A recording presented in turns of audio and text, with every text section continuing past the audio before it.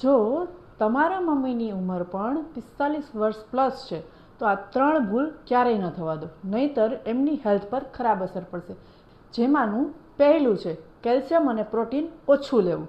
45 વર્ષ પછી મહિલાઓના બોન છે એ ધીમે ધીમે વીક થવા લાગે છે, જેને લીધે એમને સ્નાયુનો દુખાવો, હાથ પગનો દુખાવો, કમરનો દુખાવો થતો હોય છે.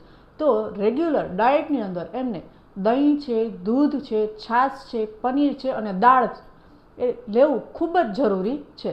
બીજું છે બોડીની એક્ટિવિટી ઓછી થવી. મમ્મીઓ રેગ્યુલર ઘરનું બધું જ કામ કરતા હોય છે, પરંતુ ડેઇલી 15થી 20 મિનિટ સુધી એમને નોર્મલ એક્સરસાઇઝ છે, વોકિંગ છે અથવા તો સ્ટ્રેચિંગ કરવું એ ખૂબ જ જરૂરી છે.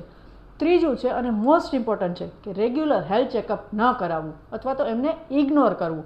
જ્યારે 45 પ્લસ એજ થાય છે ત્યારે એમને રેગ્યુલર બ્લડ પ્રેશર છે, સુગર છે, થાઇરોઇડ છે અને વિટામિન ડી છે એમના રિપોર્ટ કરાવવા ખૂબ જ જરૂરી છે. આપણે જીવનમાં બહુ જ બિઝી થઈ ગયા છીએ, પરંતુ મમ્મીઓની હેલ્થનું ધ્યાન રાખવું પણ ખૂબ જ જરૂરી છે.